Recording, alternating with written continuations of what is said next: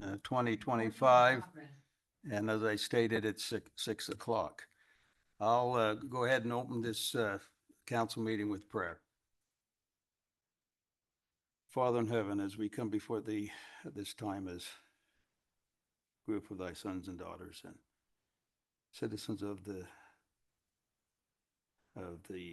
Payson, Utah, we're so very thankful for all the amenities that we have in this city and the comfortable lifestyle that we are able to live. We're thankful for the recent moisture, Father, that we've received, and realize that we need that moisture to survive. Please, at this time, Father, bless us with wisdom that we may do those things and say those things that are appropriate, and that we may be able to plan the future of this wonderful city in a appropriate way. We say these things in the name of thy Son, Jesus Christ. Amen. Amen. Okay, we'll have Council Christensen do the pledge for us. Please rise. Repeat the pledge with me. I pledge allegiance to the flag of the United States of America and to the republic for which it stands, one nation, under God, indivisible, with liberty and justice for all. Thank you, Brett. Okay, we'll move on to B, consent agenda. Number one, approval of the September 17th, 2025 City Council minutes. And number two, resolution Elm Hollow subdivision right of access agreement. Unless there's any discussion by the council, on these items, I'm ready for a motion. I have a couple of corrections on the minutes, if that's Okay. Chris Phillips is spelled with a K instead of a CH. And also, I thought when we were talking about the Payson Parkway and the Nebo Beltway, I thought I mentioned something about talking to the cities that be affected. Just if we can put something in there about talking to those cities, what we're doing, why we're doing it, and that it's not going to be. I think something about this could change over time. We're not trying to force it on them. Thank you. Anyone else? Okay, I'm ready for a motion if that's all that we need to address.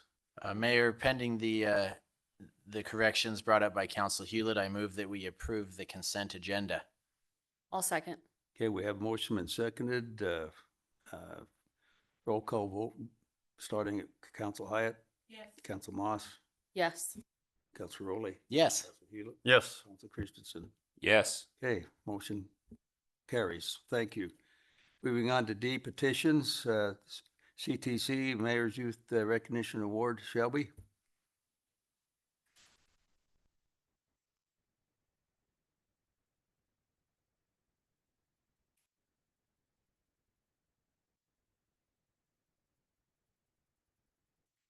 When I call your name, please come up and tell us your name, grade, and if you could only eat one food for the rest of your life, what it would be. From Mount Nebo Middle School, we have Wyatt Blake. Give him a hat.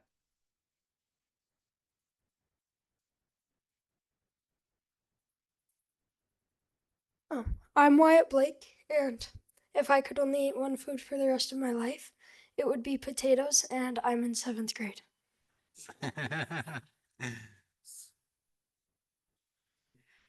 Teachers have said Wyatt is such an amazing young man. He is always respectful to adults and those around him.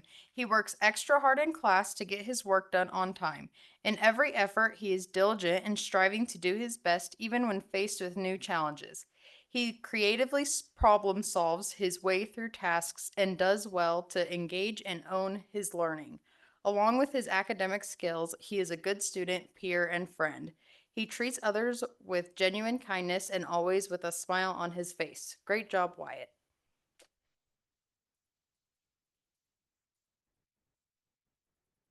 From Payson Junior High, we have Shad Ing.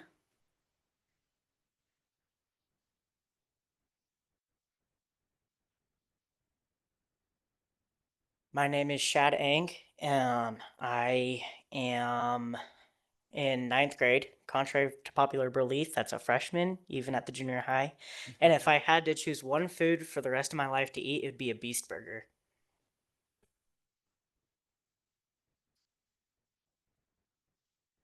Teachers have said Shad is an outstanding example of what it means to be a Grizzly. He is always on time to class, ready to learn, and quick to take initiative. Shad is the kind of student who doesn't wait to be asked. He looks for looks for ways to help, contribute, and improve things for those around him. His teachers describe him as dependable, respectful, and a true self-starter. Great job, Shad.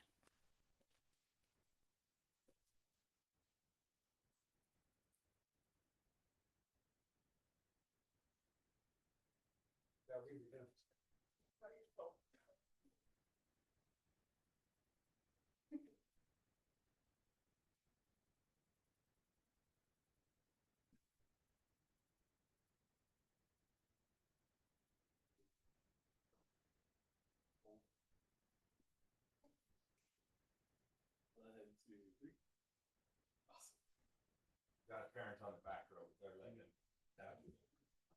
You're good, I got you. They want to shake your hand.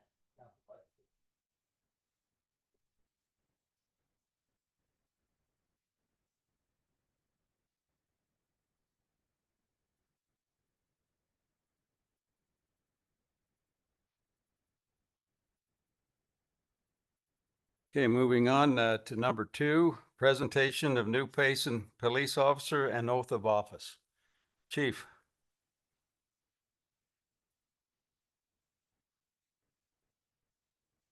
Mayor, Council, thank you.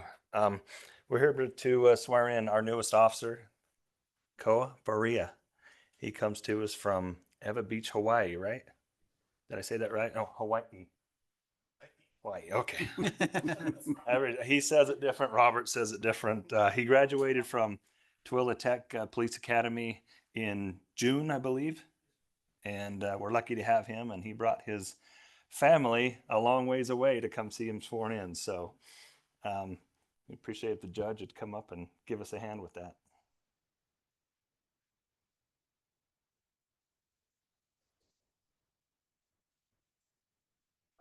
Raise your right hand. Repeat after me. I do solemnly swear. Solemnly swear. I will support, obey, and defend.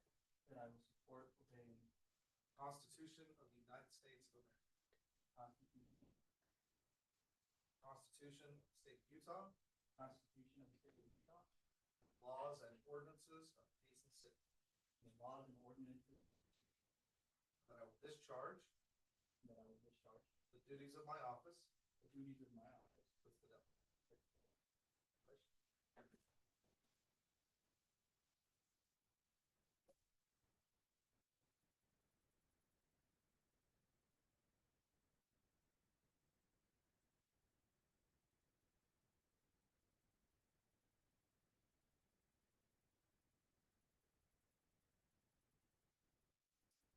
Officer would like to get a picture with you.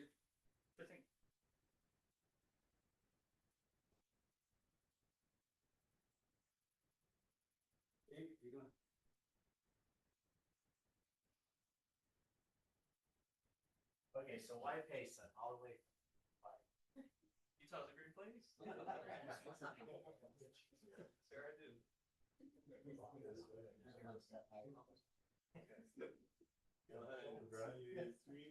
By the way, how about just the still?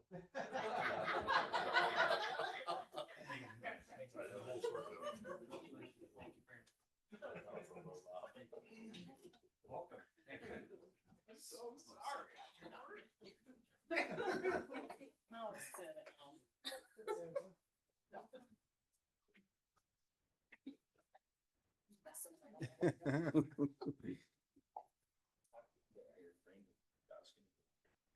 Okay, on to number 3, library board annual report. Amy and Jennifer, come on up. Appreciate you being here.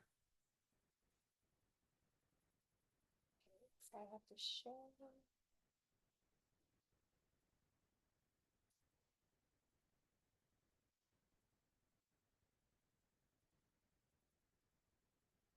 Am I sharing? Not yet? Says you're not allowing, they're not allowing me to share.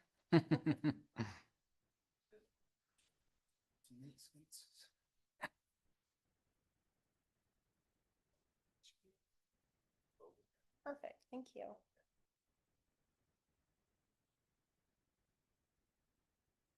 Okay, let's get. How can I get rid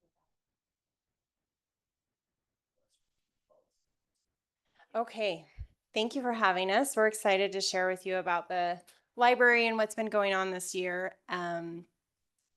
We wanted to hit three things. One, what is the library doing for the community? Two, what can the library do for you? And three, what is in the future for the Payson City Library? What is the library doing for the community? We had a lot of fantastic things happening this year. The beginning of the year, we had a Friends of the Library poetry night. We had just over 40 submissions from the community, and it culminated with a poetry reading night at the Hewish Theater, the reading by our mayor, pictured here. It was a lot of fun, something that I think we'll continue to do in the future. Our Onion Days book sale that's held during Onion Days, we sell Friday through Monday, was the biggest we've ever had. Lots of people attended. I didn't realize I've never worked on a, thank you. I have never worked on a Friday before, but apparently people line up outside the library to get in when it opens. So, and we had our biggest selling year. We made just over $5,000 in the library book sale. We participated once again in the Onion Days Children's Fair. That's well attended. Kids always have a great time.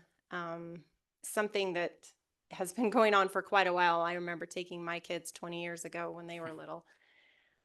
We also do Hometown Heroes story time. That's story time down at the Veterans Home.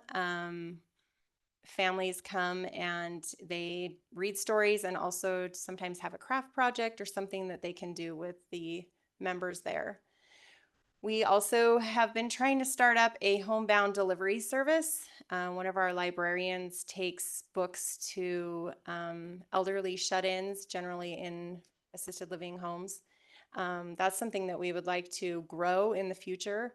I feel like that's a great service for the community. And then we have programs and programs and more programs, and Jenny is going to talk to us about that.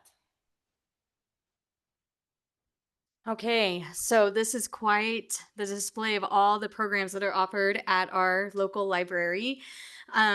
Just as a side note, I used to be the storytime lady at the library. I started about 24 years ago, and we had one program. It was storytime. So, and I believe, if I remember correctly, it was one day a week. And so it is amazing to see how much the librarians have put into providing so much programming at our library for all ages. New this fall is the midweek matinee, and that is a family-friendly movie that is shown, I believe, on Wednesdays. And then also newest Touch and Tinker Time, that is specifically for 1 to 3-year-olds, and it goes on with fine motor and a sensory playtime. And so those are two new programs just this fall. But as you can see, there's writers groups for tweens, teens, adults. There's numerous book clubs for as young as age 5 in our first book club, all the way up to adults. There's several adult ones. There's also some YA fantasy. And then story time has also expanded. There's a baby lap time, Tot Tales for ages 2 and 3, preschool pals 4 and 5, and there's also a Spanish story time. And then we can't forget our kids that are in school, so that we do offer some after school programs, the Library Kids Club and Steamworks. And then there's also tweens and teens nights that there are planned. And then things for the family movie night, game night, friends and family night. And we also have some clubs, Chess Club, Magic the Gathering Club, Dungeons and Dragons Club, and of course the summer reading programs, which is large highlight. These are some pictures of some of the various programs from this past year. And the summer reading program this past summer, the theme was Color Our World. And we had 1,186 participants for a total of 1,441,023 minutes read. And some of the key highlights, there were over 300 people that attended the kickoff. The library color book was given as a prize. There was a mini canvas art show, and we will show some of those in just a minute. We also provided a messy art station where the free lunch was given, and that was a big hit. And then, of course, we had summer story time in the park, which is always a huge hit around here. And this was a fantastic video that Molly and Christine put together to introduce the summer reading program. And so we'd like to show that. We're going to hope that it shares sound. Oops. Are we going backwards? There. Oh, Nope. Okay. Do you know how I can share sound?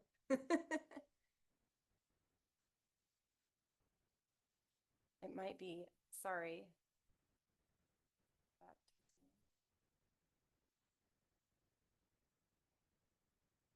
Oh, I don't know. Maybe I'll just turn it. You want yours? Could hold the microphone Oh, next we to can the hold the speaker. microphone. Okay.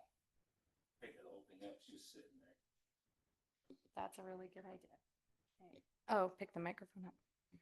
All right, here we go. So this is a video that Molly and Christine made. Christine is the storytime lady. This summer, let's color our world. Sign up for our summer reading program starting May 27th. All color has disappeared.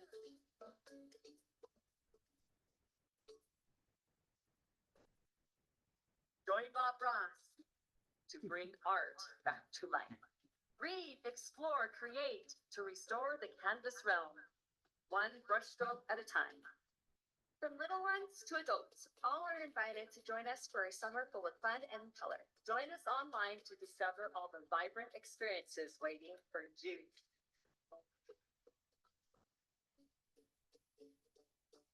Summer reading, summer reading, summer reading's nearly here.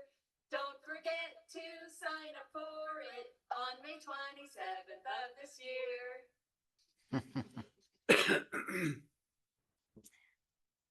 Okay, and then these were some of the submissions that were given for the art show.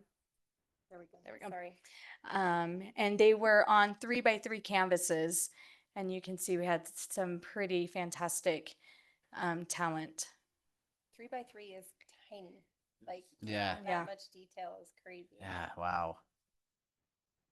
And they had way more than they expected. I don't know if you had a chance to go in the library when they were displayed, but they were like everywhere. It was pretty awesome. Okay, so the next thing we want to hit is what can the library do for you? One of the things I'm always amazed at when I go into the library is there's something new, and there's things there that I was not even aware of, and I've been on library board forever. There's the normal library things down in the left corner: books, audiobooks, DVDs, digital books, audiobooks, computers, printing. But then they have what they call the library of things. They have board games, they have Yodos, which, if you don't know what a Yodo is, it's a little handheld device that you put cartridges in, little cards in, and then it will read you a book. So it's for kids. I think they're all the rage. I don't know much about it because I don't have littles anymore. Yeah. We also just acquired sewing machines that can be checked out. They have binge boxes, which has movies. So if you want superheroes, it will have 2 or 3 superhero movies, and they give you candy in the binge box. Breakout box. My family has done these. It's escape rooms in a box. They are super fun. great time spent with your family. Right now, there's 2 of them. I'm hoping we're getting a lot more. The Discovery Kits, those are all sorts of kits for kids that have books, activities, craft projects, things you can do about a certain topic. Then we have our community adventure kits. These are just a few of the things. The list is way too long. Paddleboards, kayaks, metal detectors, telescopes, snowshoes, hiking baby backpacks, GoPros, and more. And then there's the extras. If you walk in the back door of the library, right to the left, there's a leave a puzzle, take a puzzle. I've participated in that numerous times. We also have a seed catalog, if you didn't know that. There's a little old card catalog right by the front door, and there's vegetables and flower seeds in there that you can take. The teen room has video game consoles, and we also have mobile hotspots that you can check out so you have internet access in your home. What's in the future for the library? We're currently in the middle of a feasibility study, trying to determine the needs of the community and options for a new city library. Donna attended the, what's it called, Donna? Library Director Summit last week, and Payson received the Quality Library Award again. And they also are just starting a fall reading program. It's an unexpected journey, a hobbit adventure, and it's for teens, adults, children, all ages, very similar to the summer reading program. And then we're super excited. We are going to be doing a Festival of Wreaths, a fundraiser at this library this winter holiday season. We're going to do it in coordination with the Payson Christmas Festival that the Chamber of Commerce runs.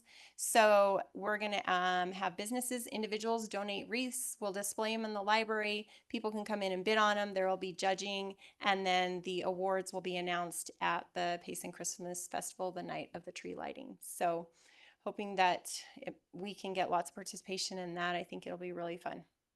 So that is what we have for you. I don't know if you have questions. Thank you. Any questions, council?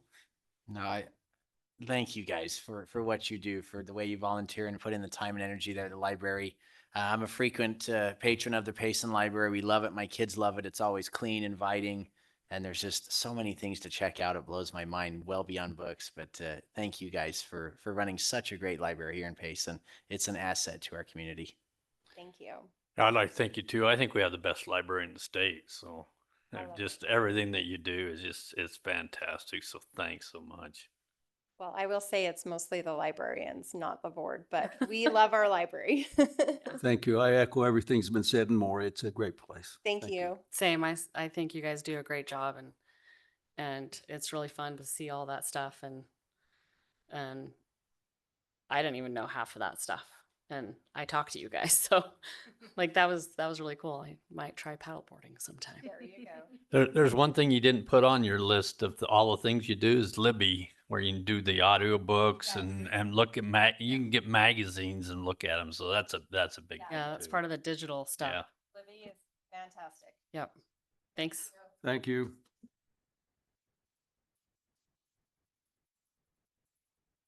Okay, moving on to number 4, discussion regarding 2-hour parking on Main Street and Utah Avenue.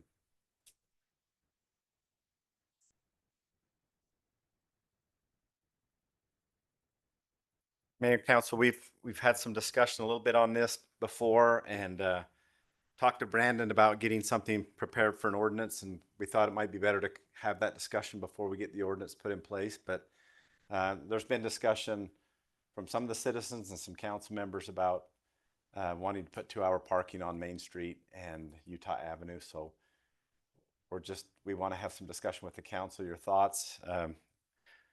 Brandon can talk a little bit about some due process that we need to do and how we would structure any type of administrative citation. But it was a little more involved than just getting it on the agenda. So I thought we'd have a discussion on it, and then we'll take whatever the council gives us. Okay, Councilor Christensen, I know that this is something near and dear to you. Would you like to lead us off? Yeah, I just know that as I've driven up and down Main Street and I see businesses there that have cars come and cars go, that those ideal spots in front really are kind of coveted and should be used as such.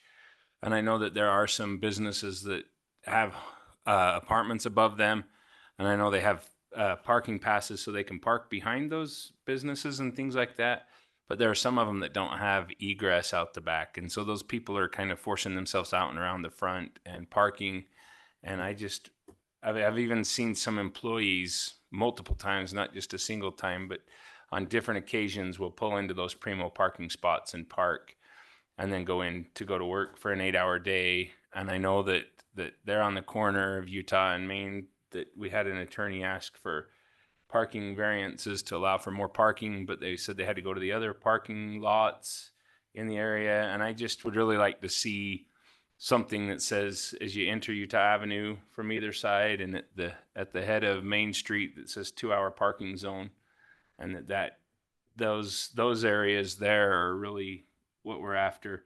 And as far as a policing action, I'm kind of hoping that the citizens can take it upon themselves to maybe follow that a little bit better, but that gives a business owner the opportunity to say, hey, this person has been here since such and such time. And I don't know the possibilities for how to report things like that, but that would give the opportunity that repeat offenders could be cited, because now we have an ordinance in place that allows us to move that forward. So that's kind of my push, in hopes that those businesses that are right there can have those primo spots for people to come and go quickly and be in and out. So Brett, do you propose that, it sounds like you're saying that the business owners are going to be the ones noticing things and then reporting it. I But think it's how just, do we work with enforcement and monitoring that? that would be their issue. Whether or not, I don't know. I've done fire suppression systems for 30 plus years, and sometimes when we need to do a test, they'll say, get it to test, take a picture, and we'll be there in 2 hours, because we have to hold the test for 2 hours. And I don't know if a timestamp picture would constitute warrant if they called and says, hey, we need a parking ticket. I know that that's a police issue, and I don't want to get involved in that, but I would think most likely you'd say, hey, we've got a repeat offender. They're stuck out here again all day. Can you come mark the tire? And you walk by and you chalk the tire, and the police officer comes back 2 hours later, and if the chalk mark matches, they get a ticket. And I think that's probably the most cut and dried legal aspect of it. My hope is that it would eventually curtail that, something like that.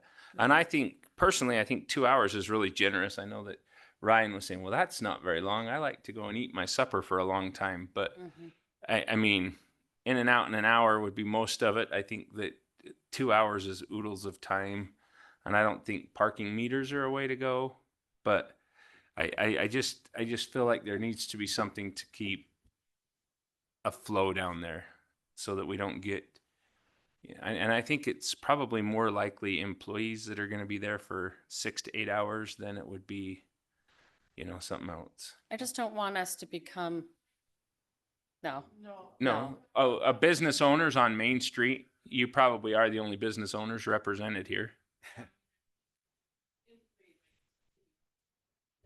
But we told our people to all park away.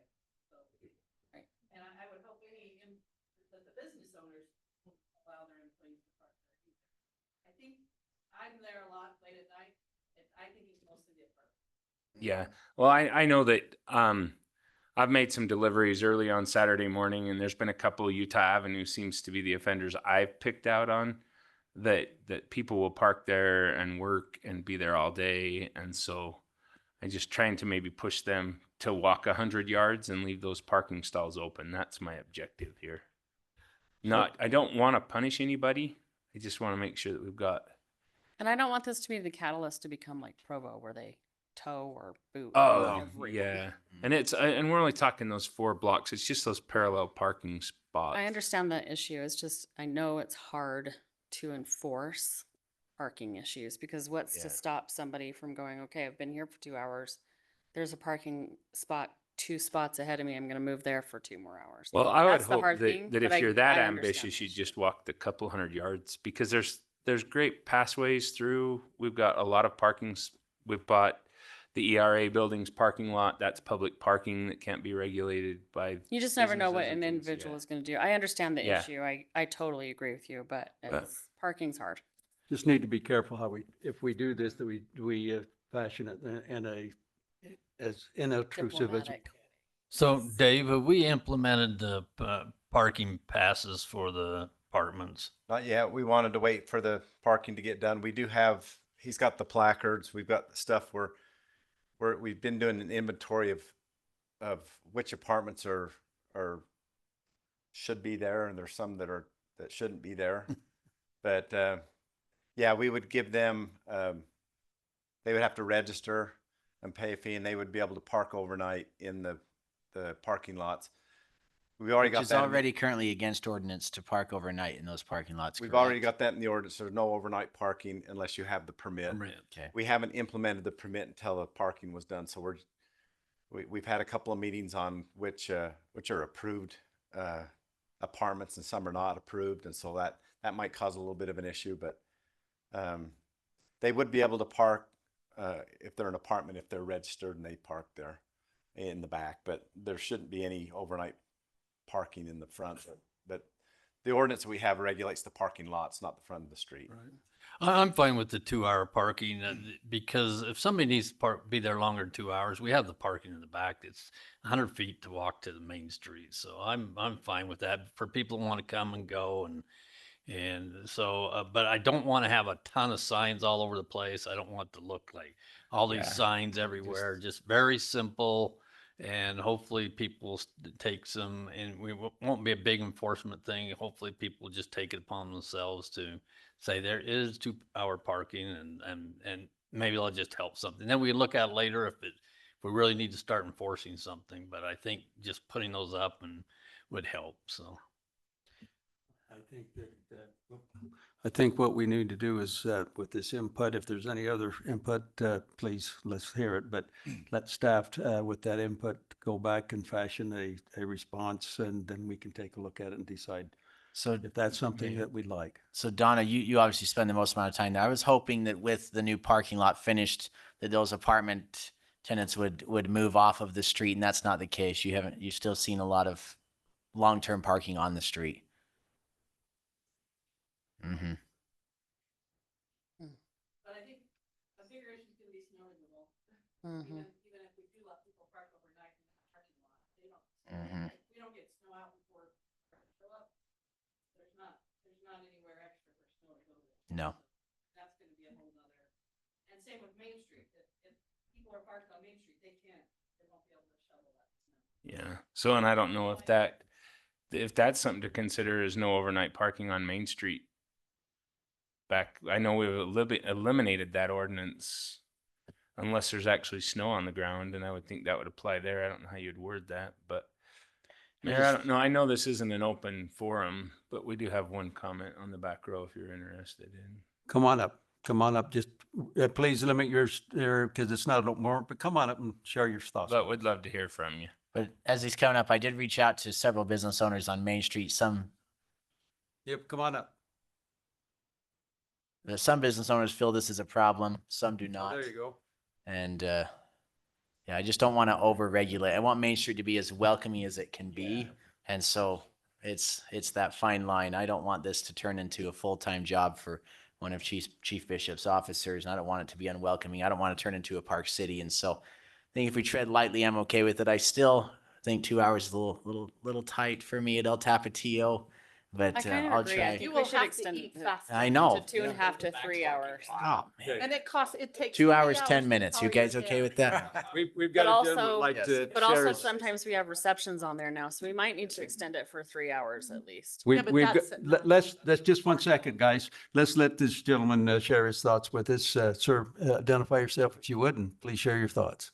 My name is Coy Allman. I am a resident of Payson, and I was concerned about if this motion is passed for a 2-hour limit on the prime parking spots on Main Street, especially in front of the library and in front of the restaurants. Does that still exempt a blue placarded for those who are handicapped?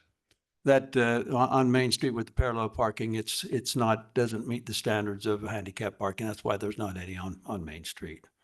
Buddy went through that with our engineers, so there won't be on Main Street. There are some in the back of the library, but there won't be any on Main Street. Then there wasn't any before with the angle parking as well. That didn't meet the standards for the HDA. Okay, so a handicapped person could park for longer than 2 hours in those parking Well, spots? that's something that we'll have In to the back, yeah, they can. grapple with, and there's not going to be a motion and be voted on it tonight either, so.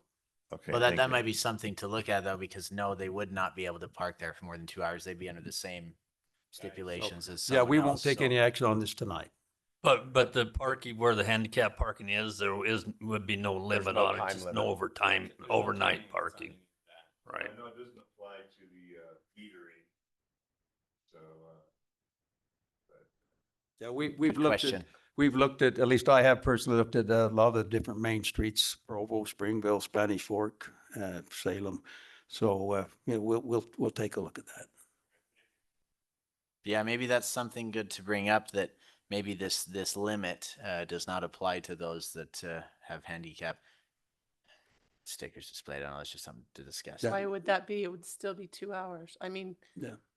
you can get in and eat in 2 hours. Yeah. Or I get your just hair also done think about in the 3. salon that's on Main Street too.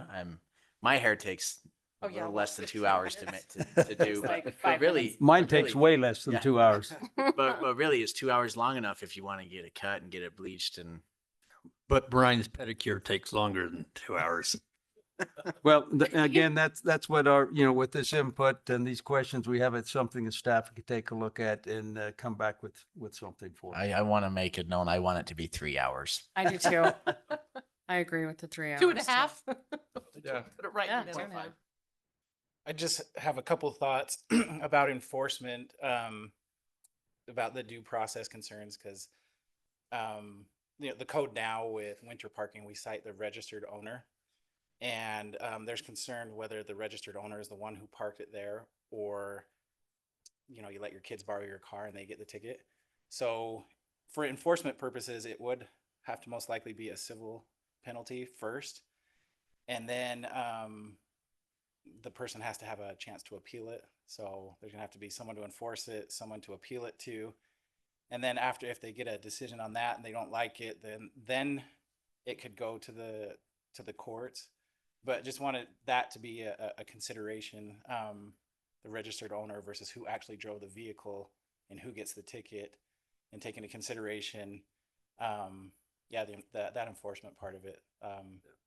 Me and Chief Bishop did talk about it a little bit, and if the issue is it's employees that are taking these parking spots, I think it's in the business owner's best interest. Maybe it's the commerce, what do you call it, the Chamber of Commerce, to get together and maybe get all on the same page and tell all their employees, hey, if you're an employee, you're parking in the back, leave those for the customers. Because I think if they knew that their employees were parking there, they're basically leaving money on the table if it's driving people. I think the problem is the apartments. I really do. Then some of the employees I've caught doing it that I know work in the businesses, they're down 2 or 3 businesses. So they're parking in front of somebody else's business and then going to theirs to leave those parking stalls open in front.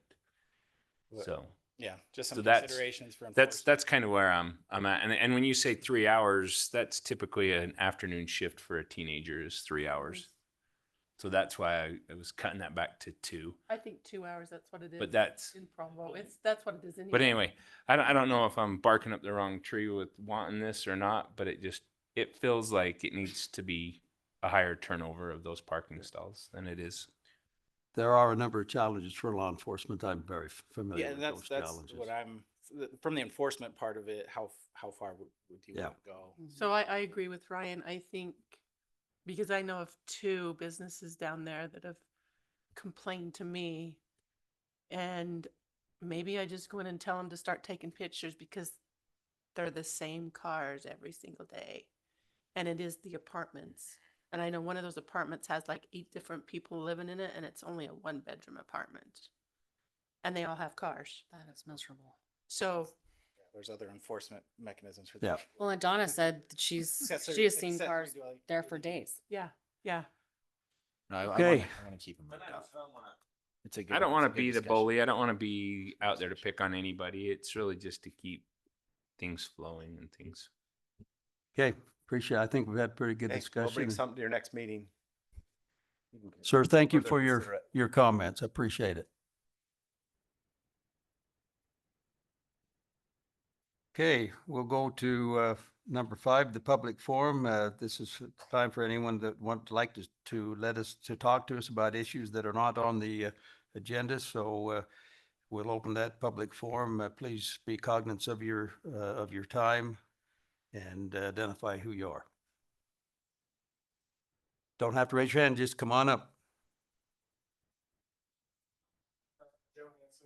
Now do that at the microphone so it can be part of the record.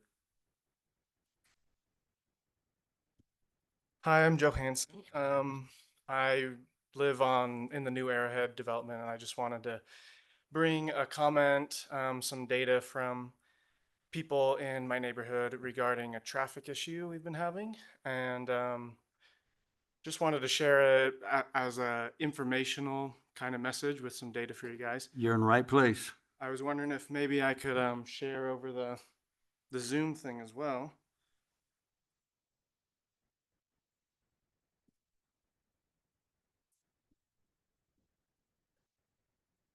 All right, I think that worked. Okay, so I made a little presentation here I can share with you. I also made one print that I'll pass to you guys if anyone wants it, but my printer had issues with the color. So there's a picture of the map there. It's not going to look very good, but anyway.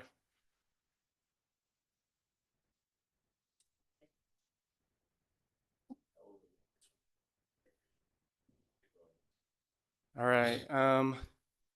Yeah, so first off, just the background of where this is. Here's a really zoomed out picture, and it's a little old. You can kind of see the house icon in the middle. That's where the Arrowhead neighborhood is. A lot of those ones have been here a couple years now. And then across the street, there's like a yellow area where that's actually filled in now. There's a bunch of houses there. And there's new yellow areas on either side of us. And that's Arrowhead Trail that goes up there. Probably are well aware. This is more zoomed in, and I've highlighted this yellow winding road. That's kind of the road at issue. And the primary issue is just that there's been some extreme speeding on there every now and then.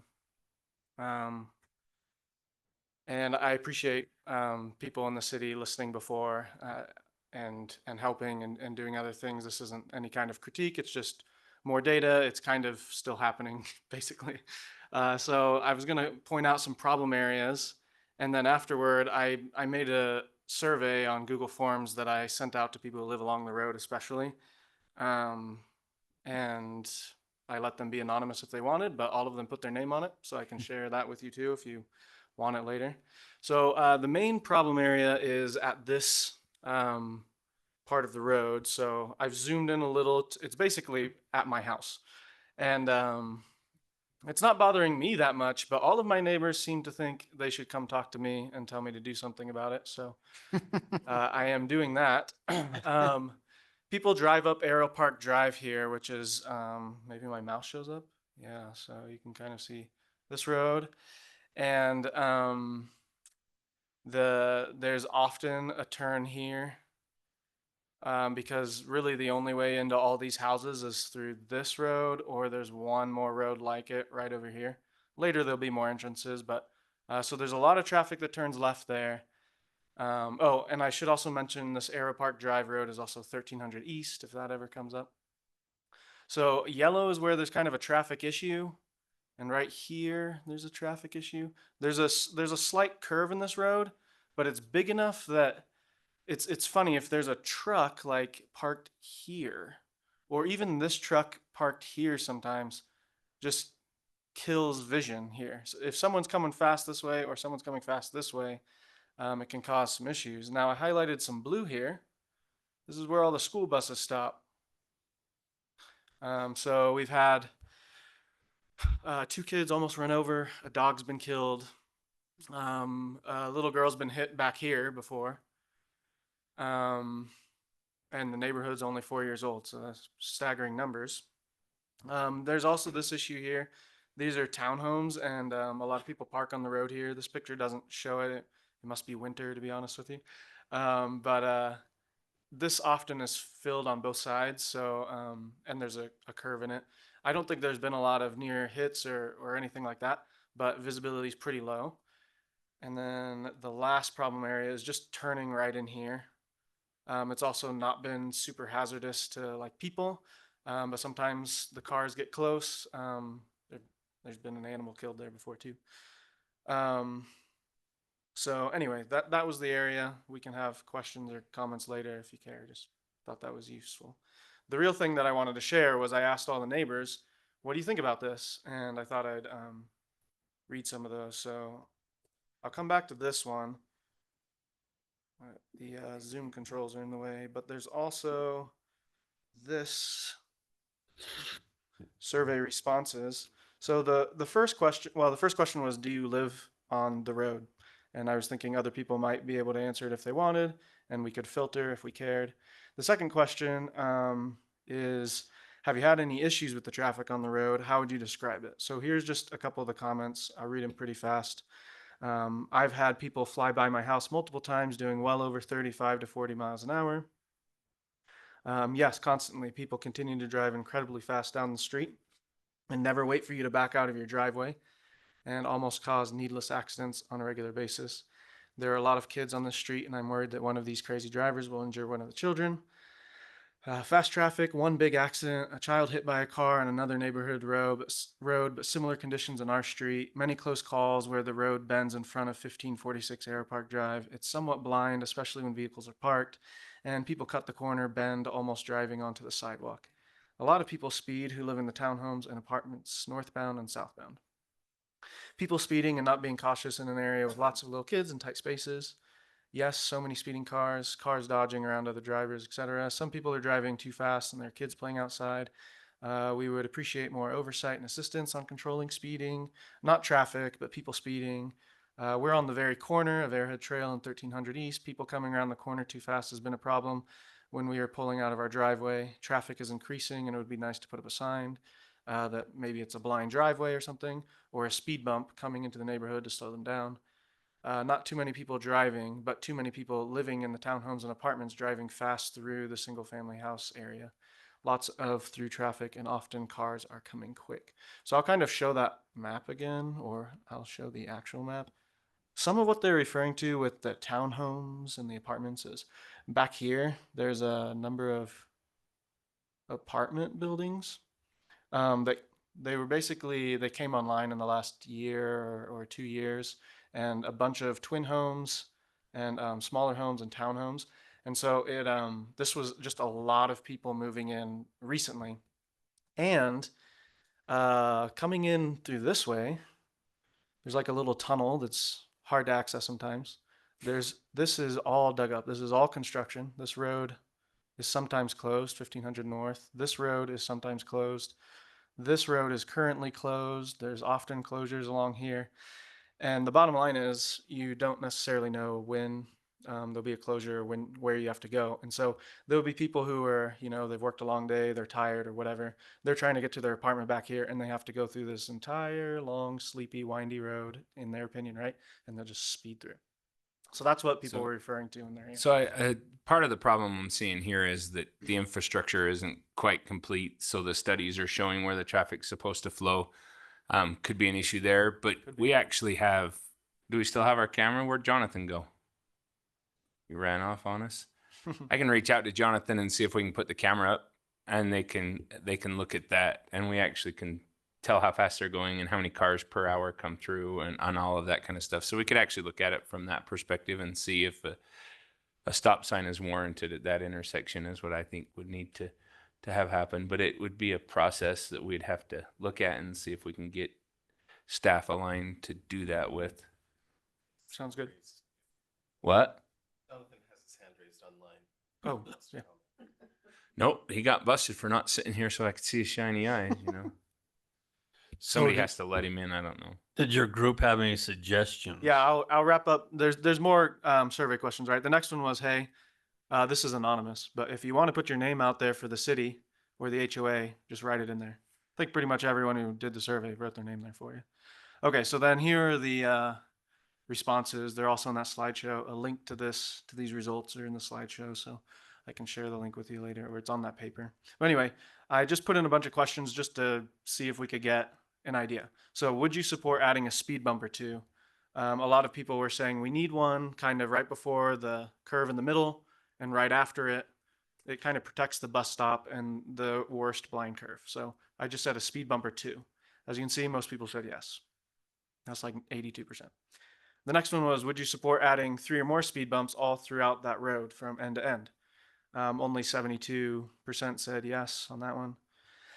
Another was, would you support adding a traffic control light, like something that shows your speed, measures that? Sometimes just knowing that you're going so fast is like, oh, wow, yeah, I gotta slow down. 91% said yes. Would you support adding like an automated traffic camera? I was thinking like along the lines of something that just sends you a ticket.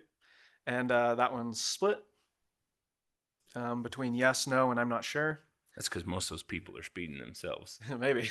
They're a little worried it'll be too tight. Jonathan, rather than sending through this, he sent me a text and said he will put up a camera on Monday. Cool. To do that. So we can look at that. We'll Thank look you. through this and see what suggestions match what they have, and we'll see what we can do. I can see the issues being temporary, Yeah. which is what my worry is that if we do something permanent, Like a speed bump, yeah. well, speed bumps aren't permanent unless they're put in when the road's made. Oh, gotcha. Because the first time the snow plows come by, they take them back off the top of the asphalt. That's So- the problem. That's Nice. the problem with speed bumps is Yeah. the snow Yeah. removal. Plus, you get somebody that doesn't know it's there and they hit it and then they land in your front yard. Yeah, for sure, for sure. So Yeah, Well, so and we you don't weren't- have to have the really bumpy ones. You can have the longer bump Yeah. ones, and those are easier on the snow plows.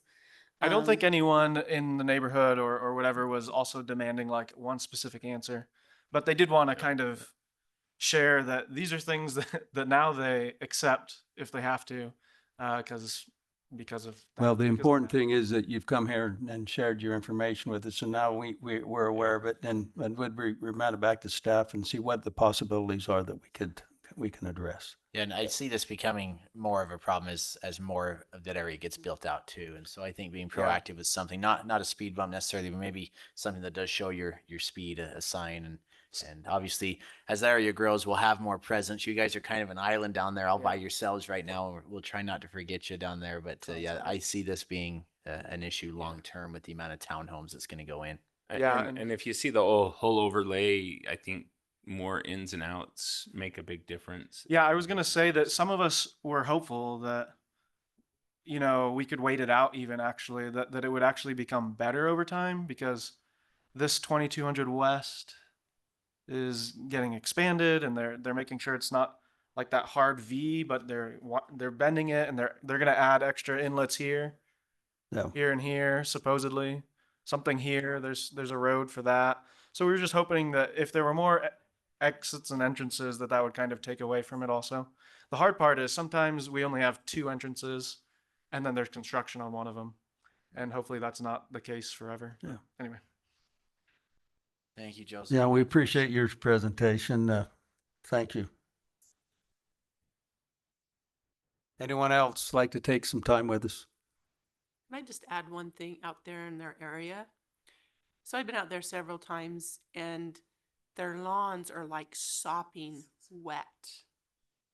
And I asked the people that live there, and they just said that they're always like that. Yeah, we've tried to address some of those issues and it becomes a bigger issue than, Yeah, I just, yeah. It's a There's swamp. no, there's it's no, a swamp, that's why. I wouldn't there put is no, water there in are it. no easy answers there. Yeah, because it's just always muddy and, Yep. Drainage. yeah, there's no drainage. Yep. Okay, appreciate your comment. Okay, we'll go ahead and move on to number 6, staff reports. We have any staff would like to address this?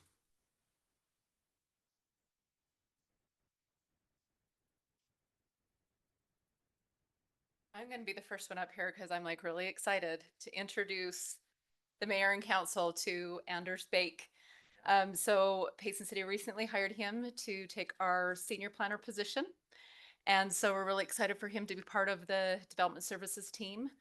He may want to give a little bit more background, but he comes with experience from Linden City and Wasatch County, and he brings a lot of knowledge and enthusiasm to Payson City. So we're really excited about that, the opportunities for him to help us guide growth and development in Payson. So if you have any questions for him, but I'll give him a second just to expand on that a little bit. But I do want to share with you the new part of our team, and we are fully staffed and we're excited about it. Awesome. Nice. Well, I don't know if I have anything to add, but yeah, I'm really excited to be here and get to know each one of you and yeah, work with you all. So thank you for having me. Let us know a little bit about you. We do that with the interviews. Sure, yeah. But let us know a little bit about you. Yeah, well, so I've been married maybe 7 years, I think. And I have a 4-year-old boy and then a baby on the way. I live in Orem right now, but I'm hoping to move up or down here in the area. I'm really excited to just get to know this area a little bit better. And, Wonderful. Welcome. Yes, welcome. Yep, I'm going to have him come up and at least shake your hands. I know You- he's had a chance to meet a couple of you, but we'll let him shake your hands and then he can get home to his family. Yeah. Yeah. I think we'll be, yeah, good to see you again. I think we'll see you again. Next week. Yeah, good to see you. Nice to meet you. Nice to meet you. Thank you, Jill. Any other staff? I think the Jill thinks this is like Christmas. It's been a long time coming. Saw you was gonna get up, Chief. Were you gonna come?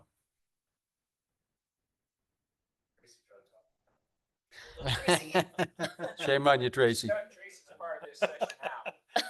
No, I was just going to address the Arrow Park neighborhood. We've had this issue for a long time out there, and a lot of it is the 2200 West is a terrible road. The potholes out there have been enormous for years, and I can't blame anybody for not wanting to go out there. But they are out there. I was out there today, in fact, and they've got to shut down because they're realigning the intersection and that type of thing. The road does create some challenges. He's talking because it meanders so much through there. You park one car somewhere, it blocks the sight of everybody. The other issue we've run into out there is the street is a playground. The kids play a lot in the road out there. There's not a lot of recreation or accessible areas out there unless you live in some of the certain areas. So we've addressed it, I don't know how many times now out there, as well as the speeding on Arrowhead Trail. But we'll continue to do what we can out there, and hopefully with 2200 West being improved and, future expansion of the western side of the subdivision will probably, help a lot as well. So anyway, we'll take care of you if we can. Thanks, Chief. Thanks, Chief. There's just hundreds of kids between age 3 and 10. Right. Thank you for coming and letting us be aware of that firsthand. Any other staff? Nothing? Okay, we'll go to council reports. Council Christensen. Okay. Ready? Council Hewlett, yes, go ahead. I got a few things. I was on Main Street over the weekend, and I think the high school had a prom, and it's just fun to see. There's a lot of kids down there taking pictures, and I thought that was kind of fun to see that down there. That they've come down to use our Main Street, so I'm just excited about all the comments we've had about Main Street. We have the economic development golf event tomorrow. It looks like it's set up to be very successful. We have a lot of good people coming. Represents different industries that we're trying to get here. Some represent restaurants and things like that. And then the last thing I have, just I guess it wasn't a ribbon cutting, but it was a metal cutting for MTech, the new MTech building. If you haven't had a chance to go out there and see that, it's a fantastic place. It's gonna have lots of students out there. High school kids can go there, and it's going to be fantastic. One thing that was interesting is that they built the building, they got funding for it, but the legislature and this legislature didn't give enough money to hire all the teachers. But I just heard yesterday that the Speaker of the House and the Speaker of the Senate are both fighting over who can get the money to fund for the teachers for MTech. So I think that's going to happen next year. I know there's a waiting list because they don't have enough teachers. So, and we're just excited to have that here. So that's all I have. Council Rowley. Thank you, Mayor. I did want to make a little reminder and plug. I did reach out to staff regarding an illegal Airbnb venue. I don't know if anything else had been pursued on that, and if not, can we look at that again and see what the options are there to help take care of that? Thank you to the library board that presented to us. That was truly wonderful. Thank you to our librarian as well, and to Joseph Hansen's comments. I think this is such a reminder to us as developers come in and we have a lot of density and not enough roads. We need to be more picky, and we need to remember the quality of life for the people that are impacted by the building. While we want to provide good affordable housing in Payson, we don't want to do it at the sacrifice of quality of life. So I just hope we can continue to look at adequate parking and housing and roads and all of that good stuff. I did want to report to the council that our youth city council continues to grow with more youth. Shelby, how many members do we have now? 10? 11. Very good. And I did want to brag about them for a minute. We all know the hot topic that building the new fire station was, no pun intended. And the youth council, instead of just complaining about it, our youth mayor had the idea to do a bake sale to help raise money to build the new fire station.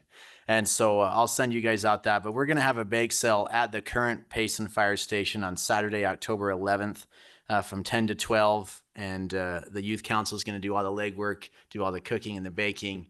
And we're going to donate all of the proceeds to the Payson Fire Department to help with the fire station. I love that they didn't just want to complain about it. They wanted to do something about it.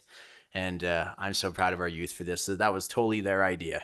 And I also want to make mention that and thank Carl and the 4-Bay committee. I am so excited, beyond excited, that we are getting closer to reaching a conservation easement. And it's in draft. It's before our attorney, and I'm currently reading through it. And so I'm really, really excited about the prospect of getting that preserved. That's all I have. Thank you, Mayor. You bet. I'd like to piggyback on Councilor Rowley and Councilor Hewlett's comments. I do believe that quality of life needs to be paid attention to, and that's what we're trying to do, is keep this a hometown feel and not be overrun. So appreciate that. Councilor Hewlett mentioned MTech. You know, ladies and gentlemen, very few people know the possibilities, education-wise and economic-wise, that facility is going to present to Payson City. It's going to be a game changer. We've already got companies that are looking at us because they've got a ready-made workforce possibility. So it is really going to be a game changer for Payson City. Council Moss. I don't have much, but I want to say thank you to the library board for presenting their report. That was awesome. And thanks to Tracy for getting that new landscaping done to extend the Jesse Taylor Park along 930. The tractors are there, the backhoes are there, everything, the dirt is moving. I'm really, really excited to see the beautification of that part of our town that's a major thoroughfare for one of our biggest maybe our biggest attraction. And then just thank our staff for everything that you guys do. You guys are awesome. Thanks. Council Hyatt. Geez, I actually have something to say. Say what? So I took a little road trip up the canyon Sunday, and if you haven't done it, you really should go do it. It's absolutely gorgeous. But there was car after car after car, and we came down through Santaquin, and I was just amazed at how many people were up there, literally, like you said, taking pictures on Main Street. That's what I could not believe, the amount of photographers up there taking pictures. And it was so nice to see the greenery coming up. You know, the burnt trees are still there, but the greenery's coming up and it's starting to fill in, and that's what you're seeing now. So I just wanted you to know, just take a little ride up there. It's absolutely gorgeous right now. Before it's not gorgeous. Do it now. Thank you for all your comments. We'll move on to E. Action items, resolution, library board appointment. It will involve Donna Gay. And just as, what's that? Oh, is she on now? But yeah, we need, if you would come up and tell us what we're doing here. we did have someone that had to leave, Susanna Woodbury, and she was moved out of town, is that right? And then we needed to make a replacement.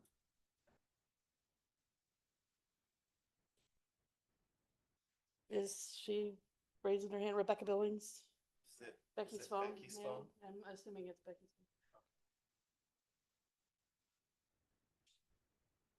phone.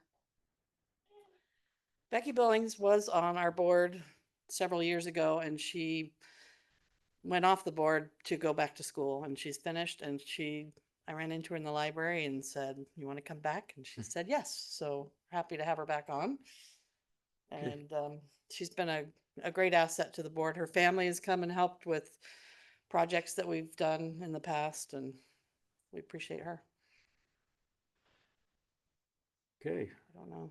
Council Hill, you got something? Yeah, I think there needs to be correction on the resolution, because one place it says Rebecca Phillips, and another place it says Rebecca Billings. It is Rebecca Billings. Good. Good catch. Wonderful. Thank you. Okay, council, I would like to submit the name of Rebecca Billings to fulfill the vacancy that was vacated by Susanna Woodbury. If, do you have any discussion you'd like to do? If not, then I'm ready for a motion. And go ahead. Thank you. Appreciate it. Mayor, I move that we approve the new library board appointment to Rebecca Billings. I'll second. Okay, we have a motion been seconded.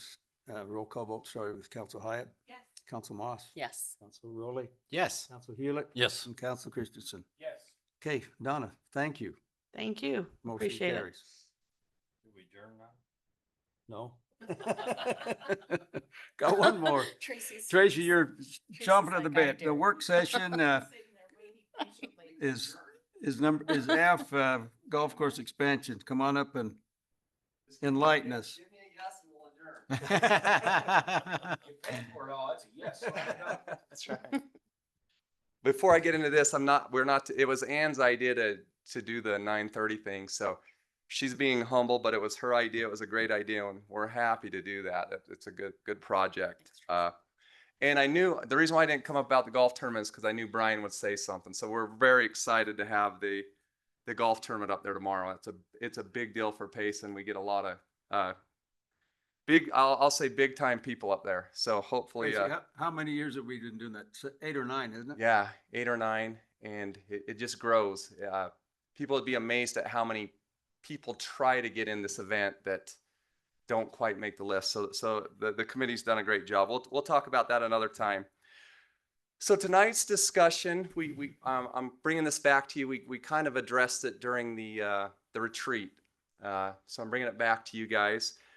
I'd like to attack this in different phases, if you will, because I know we've talked about a lot of different things. There's going to be 4, maybe 5 phases. The 5th phase is just my phase, but the first phase would be the short course. Okay, that would be the par 3s that we talked about. The second phase would be the reception center, which we've talked about for 20 years.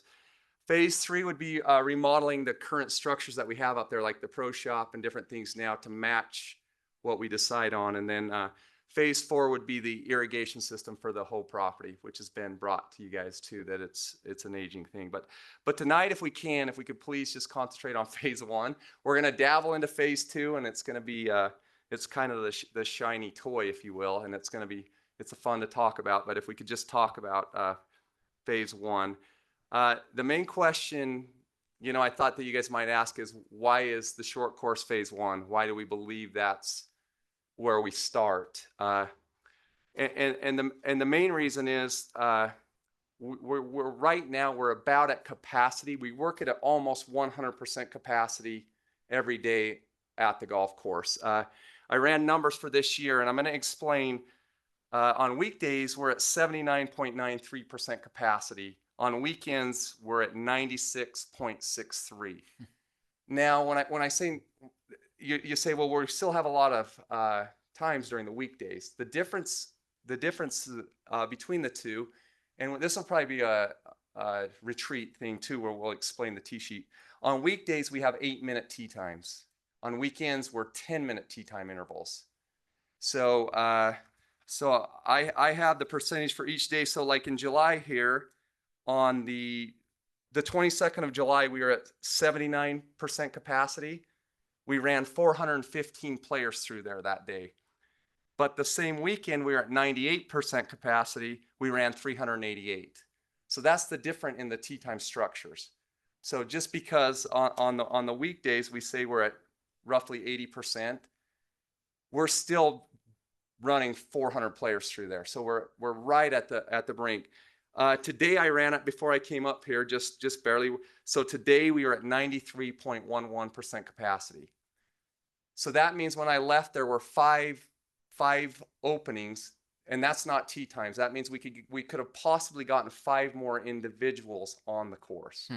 That means there were 5 threesomes that were booked that weren't 4, so we'd put singles with them. So that's just to put it in perspective. And like I said, I think it'd be fun for you guys to see how our tee sheet works, but that's for another night. That's the main reason. We want to take pressure. We think there's a demand there for more golfers. Our biggest complaint that I hear at our golf course is we can't ever get on. We can't get a tee time. Dave left, but he'll be texting me tonight at 9, seeing if he can get a tee time. Because it's hard to get in. The next thing that's real important to us, it's going to be more family oriented. A short course brings all types of players. It brings families out. It brings kids, beginners. Whether the bigger course can kind of be intimidating, maybe if you haven't played, if you're just getting into the game. It's a much bigger time commitment. The bigger course. We try to get them around there. We're real sticklers on 4.5 hours or under. Whereas the short course, you'll play in 40 to 60 minutes, okay? We'll encourage them to walk, so it's great exercise, but we'll allow riding. So we'll put cart paths in there, but it's a fun thing to walk. If I can kind of maybe describe a picture, this is more of not a stuffy golf atmosphere. It's more fire pits and gathering areas and places where families can come up and hang out and enjoy the facility and enjoy the short course. So we want to create more of a family fun party atmosphere. That's what the short course will bring. And also we'd like to put lights up there. So when we're closed, like right now, they'll be leaving up there in a second. We'd still be going with the short course. So it opens up all those times that we can't play now because of daylight. A fun thing that we've been trying out a lot, I've talked to Brian and Dave a little bit about this. We want to mow the majority of it with like the robotic mowers. So we've been testing out the robotic mowers that are, self-propelled. We geofence, and so I think that's a wave of the future. I think we could literally mow the whole thing with just, with robots, which is fun. I think that's what's going to happen in golf. We want food trucks, barbecues. I hope I'm painting a good picture for you what we want to do up there. Okay, so it's going to be just a different way for people to enjoy our golf course. Okay. When you say that, the food trucks, are you talking like up top, or are you talking down along hole 5 and hole 18 along the edge of the property kind of thing? Or what? Yes, the way it's designed down there is we could put food trucks either or. What I've envisioned is they'd come into the parking lot up there because that's where we'd have sitting areas you guys are talking about. I was just looking at Chief Bishop's wedding reception up there, and it's just incredible, up there in the evenings. And so I'd love for people to be able to go up there with your family if you don't play golf and just sit out there by a fire pit with some twinkly lights and enjoy the night and be able to order food or do whatever, just back to quality of life. Let's hit slide number 2. Oh, I'd like to thank Robert. I was going to say he helped me put this together, but he actually put it together. And the gentleman who I thought I should have hired him because he did a fabulous job with that. I'm like, right? Yeah, no.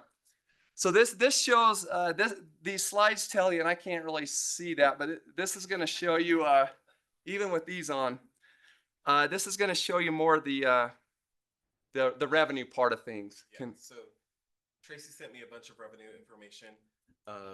So over in the left-hand corner, you can see that the golf course is doing very well.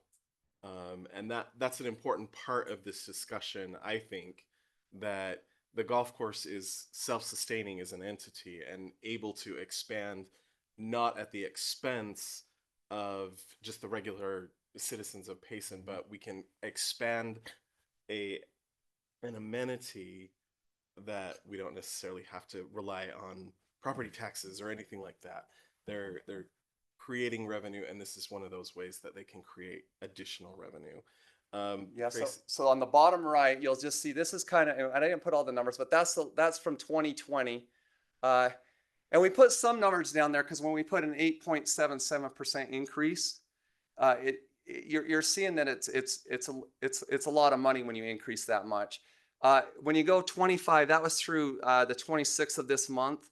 So we're up 9.58% this year. That'll get 11%. We still have a month and a half of golf. And so you can see the steady growth. So we believe that this shows us, we don't think if we build a short course that it'll necessarily take from this.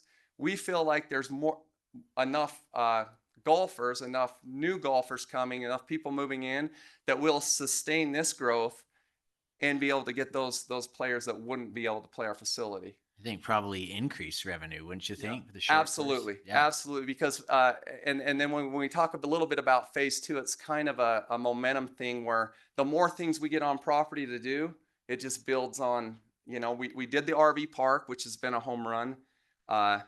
We've you know, so this would be kind of another step, as you know, and we'll talk about, you know, like I said, phase 2 is the reception center. You know, for weddings or whatever whatever gatherings we want. But once you bring there again, there's a lot of pent up excitement for that type of venue, right? Absolutely, yeah. Where we have an LDS temple here, and there's a lot of people that are clamoring to go up there to do that. For sure, yeah. And I guess what I'm trying to say is you bring people up to Chief's wedding and they're going, oh my gosh, this golf course is incredible. Why haven't I been here? And they want to come play golf. Or you bring golfers up to a venue and they go, oh man, this is beautiful. You know, we should have a wedding up here. So it kind of works. You know, it helps each other. On the bottom left, I can't see that, right? Yeah, you're gonna have to help me out, Bobby. Golly, I can't. Yeah, These are like for up close glasses. Those don't work. So the bottom left is basically a comparison of par 3 courses. Yeah. So these are just some around here, and they're. I did that just to prove that he's older than me. Oh my gosh, you don't have to prove. Just look at me. But these are just what we would compete against. But some of those are national courses, and you can see that it's nationally it's a big deal. And these are not little entities that charge a couple bucks. The latest one that's not up there that I was reading about in Missouri, they're charging $250 or $250 green fee to play a short course that has 18 holes. Cliffhangers. Oh, is that on there? Yeah. So different things like that. And our short course would have 9 holes.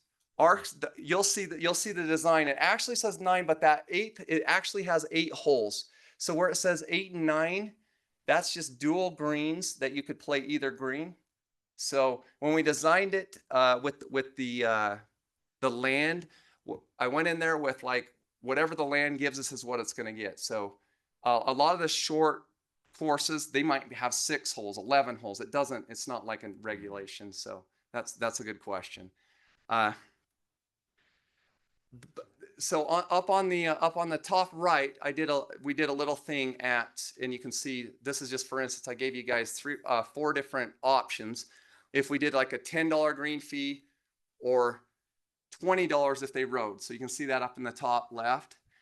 And Marty's got my, sorry. No, it's all right. Hold on, let me do this. There you go.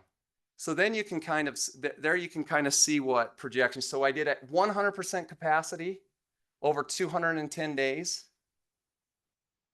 And then I did it at 50%. I didn't want, I could have done all the difference, but that just shows you, do I think we'll be at 100% capacity? No, not for many years. But do I think we'll be at 50% capacity?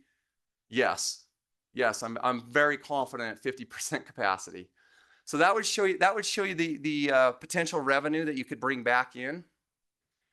And while we're talking about that, why this is in phases, I explained this to Dave and Robert, is what we're asking for tonight. We're not asking for the city to bond or the taxpayers to pay. We have a fund balance that would fund this project. So we've saved up our money and now we want to put it in this, knowing that if we can bring in more revenue, we could save up more money and fund the reception center.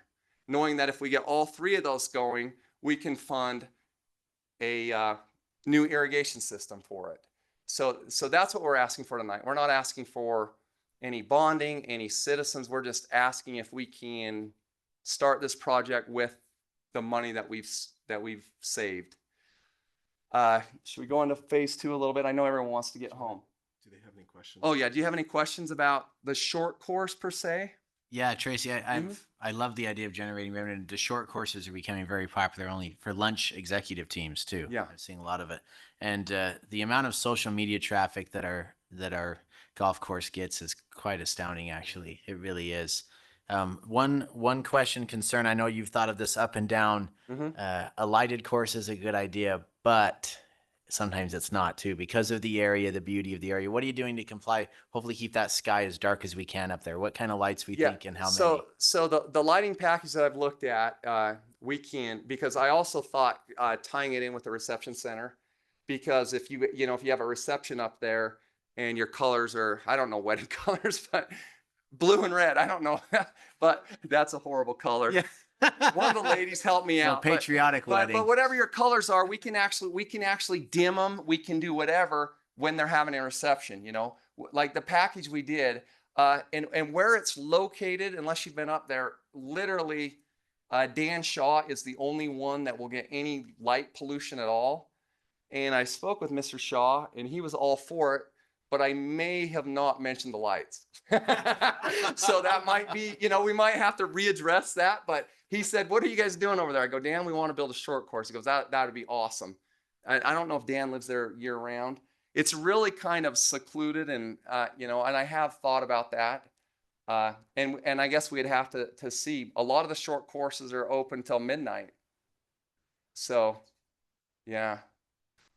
Yeah, I guess, that's the only concern I want us to really Yeah, think I've about thought and it, yeah. hammer out is dark sky and lights and how late it goes and if it's on a Sunday and all of that stuff. That's needs to be a good point. considered. And to be clear, it's not Carl's lights at the ball, so the lighting's lower. Okay. You'll hit the shot, it goes out of the canopy of the lights and then comes back down. So Okay. it's not the big, So we're not gonna have 100-foot poles No, out there. no. Are we going to sell glow in the dark balls so you can see it when it enters that canopy of dark? No, we do a night.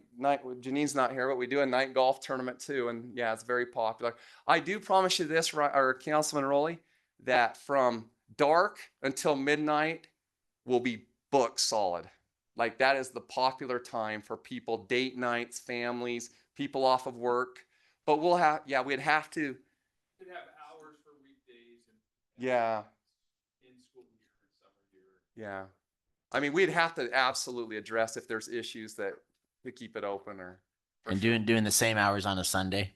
No, we get to choose the hours. I mean, right now, Sunday's our third busiest day, but Sunday evening, I think it'd be great just to, we wouldn't open up Sunday night. I think that's something I'd like to see. Yeah. Yeah. Keep it. Yeah, Closed. that's great. Yeah. Yeah, that's great. I think that the game changer of this one, it is self-funding. That is a game changer. Yeah. And But it's- and- a few things for you, Tracy. Sure. So one is parking. It's already full of parking. I didn't see new parking for this, and then you're already pretty full. So what are you doing about parking? So we've talked, and this will go to phase 2 with the reception center also. When the reception center comes in, then we would have more parking. Right. We have the ability to park coming into the facility on the roads. We can, we kind of deal with this a lot when we have events up there, when we have a lot of people. So we've looked at on Gladstone Drive where you come in. The nice thing is where I believe most people, a lot of people will drop kids off during the day. They'll just drop them off, or people will play 18 and then hit the par 3. I think when you'll get the majority of your play is in the evenings, like after work, and that's when most of our golfers are leaving.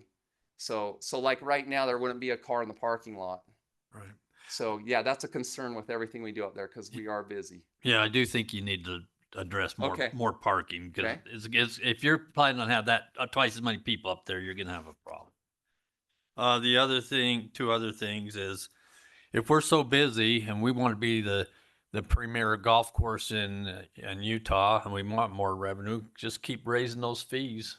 And because if there's so much demand, supply and demand. Yeah, So. that's on the record, right? That was Councilman Hewlett, because I'm always the one that they yell at. So no, yeah, that is. But and that's a good point because honestly, if that's how you do it, we would just raise rates until we got to that perfect medium, right? Yep. And I'm going on record right now. The way to run the best facility is less golfers and more money. That's the easiest, most efficient.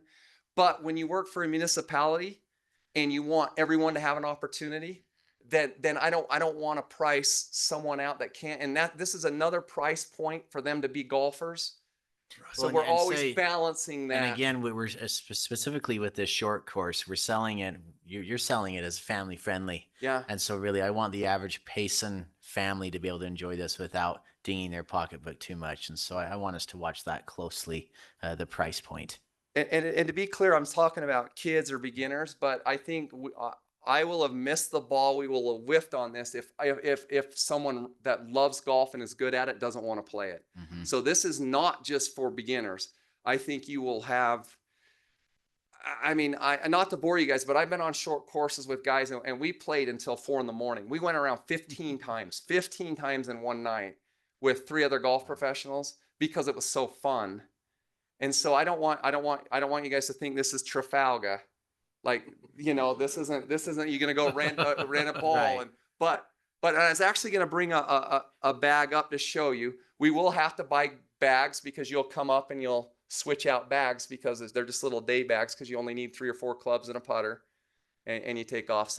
But yes, I think if we can hit all demographics, but I agree, we want to keep the costs down and we can do something for Payson residents versus outside. That's not a problem at all. And what about our regular golf course? Do we have something?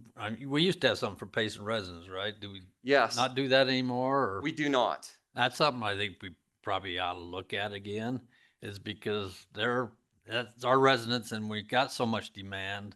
I think it's just we ought to look at it. Yeah, we can definitely revisit that. The toughest part, not to interrupt you, but was we'd have people from another community, I'm not going to say their name, that lives right on our golf course. And then they're like, well, we own land in Payson. Can we but we need to, we can readdress that though. That's a good idea.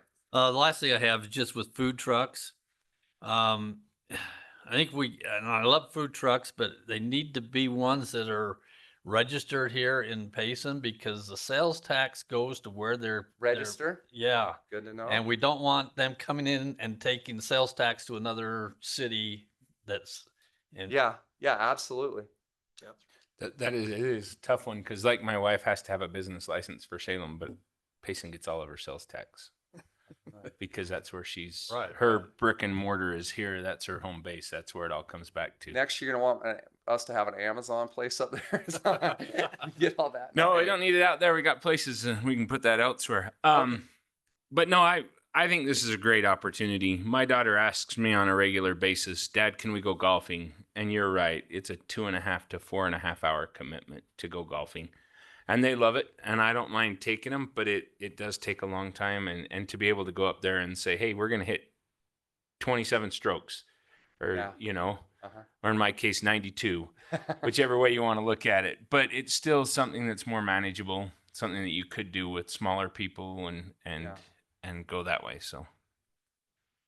Okay, we're gonna. The only reason why we're dabbling into phase 2, I want to see a picture. Yeah, because you guys want to see a picture, and what so these are renderings of, and we kind of went over this at the retreat, and remember we had AI and we helped. So this is just a first rendering of what they've designed on that hill.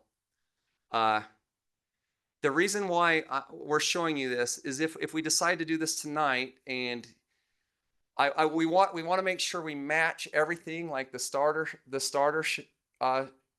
shop at the beginning of the par 3, or cart storage. We want to match what we're going to do on a reception center for the future. So and that kind of goes back to phase 3 of remodeling the current structure, just to make it all, look the same. So and it's been there a lot longer than 20 years. That's something that needs to be pointed out. Yeah. Oh yeah. The building is building's aged and ready for almost 40 years old. Yeah. The where we're at now. Yeah. So this is where you can see the new parking there, where it's circled. That's all new parking lot. That would be looking back. That would be looking from the west to the east, the bottom left picture. So that would be overlooking the 18th hole, or the back of the hill. Yeah. And Robert had some good pictures. He did some. Yeah. So this shows more of, you can see the top left picture. It would be up there on the hill right there. That's what we're talking about. Tracy. Uh-huh. I'm over here. Oh yeah, sorry. It echoes over there.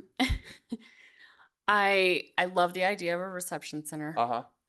I don't think that's a very good looking building. Okay. I think the building needs to be more photogenic for weddings. That looks like An office a building. school. Okay. It looks like a school, or it's too angular. It needs to be more like, think brides. It'd make a really nice library. Yes. But even then, like, I want Yes. a prettier library, but think from the bride's perspective, and photographs, wedding videos, things like this. It needs to be more beautiful instead of more architectural, angular stuff. And to be clear, like these renderings aren't. Okay. No, they're nothing. Okay, Literally, and even the architects that gave me this says this isn't the building that we picture, but Okay. this is something similar that would fit on the footprint. The one thing I think you need a lot of glass.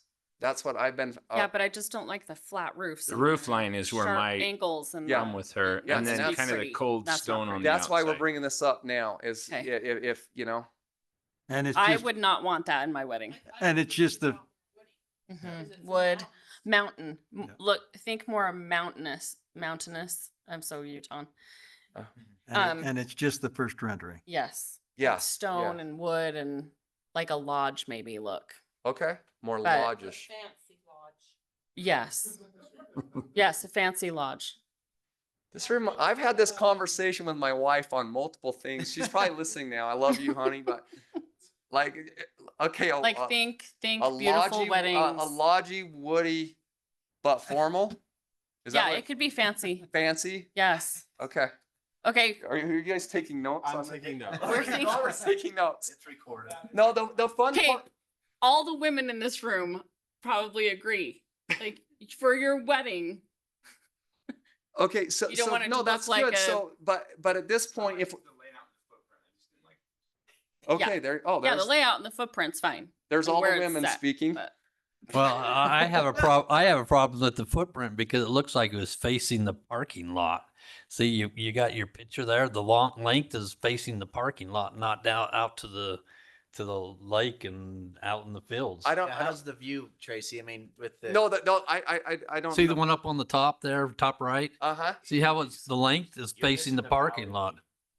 Oh, okay, yeah, but we got to we've got to get people to the front door. So that's Yeah. one thing. But to be clear, it's facing the back of it is facing west to northwest. So you're gonna be looking more towards east. No, you would be looking west to northwest. To that hill. To the valley, to the valley. Oh, to the valley. Let me pull up. So on the real Yeah, picture, go- Tracy, kind of show us where it would. Hold on. Where the Lake Mountain. So the building would sit Right there. like this, and you would be facing that way and a little north. I would. Saw the main windows and I'd stuff. face looking out in the valley. You want Or all both. through the valley. No, you could split it You could between do the both. two. Both sides.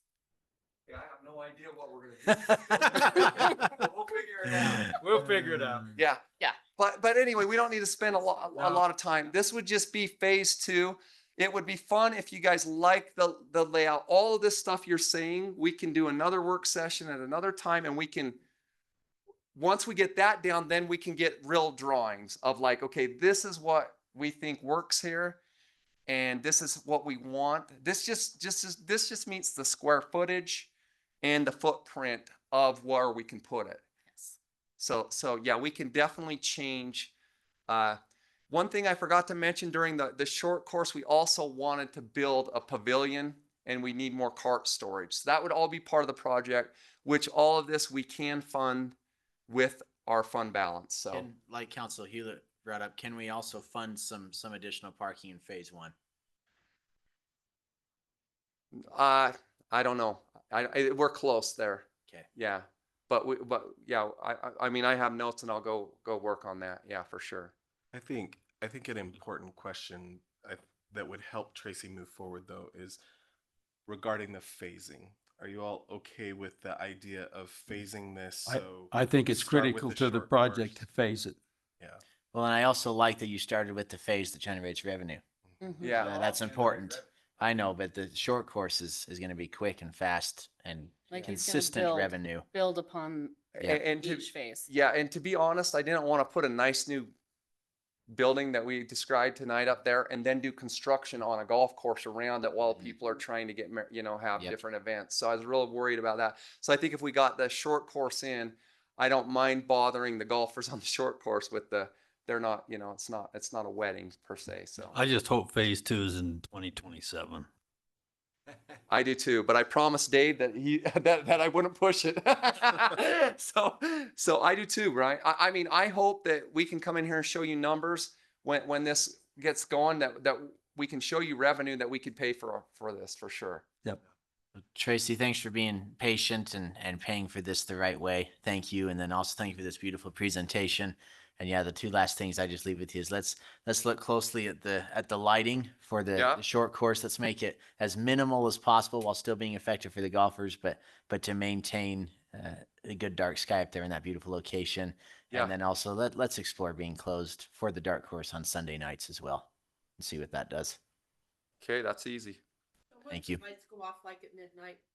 We get to choose. That's just what it is now.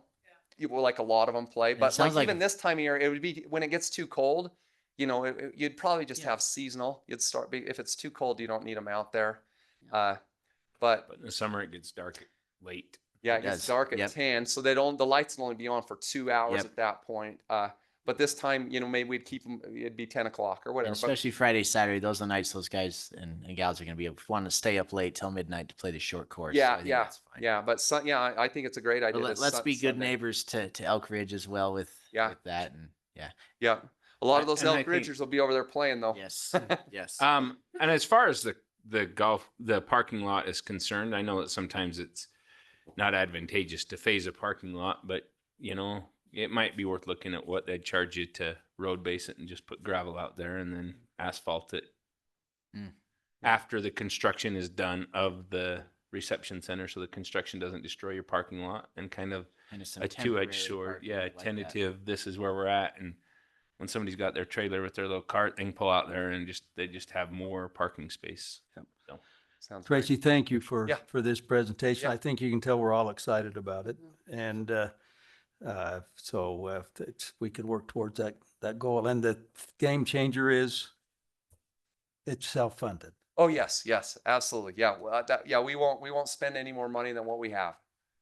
And so, Thanks, Tracy. yeah, thank you, appreciate it. So Mayor, Job. just to follow up, if the council's in favor of this, we'd come to you in the next council meeting or so with a budget amendment Sure. to use the fund balance to go, then he can get to work. I think we're there. All right. Okay. Okay, make that motion. Can we be adjourned? We can if I get a second. Okay, all in favor? Aye. Aye.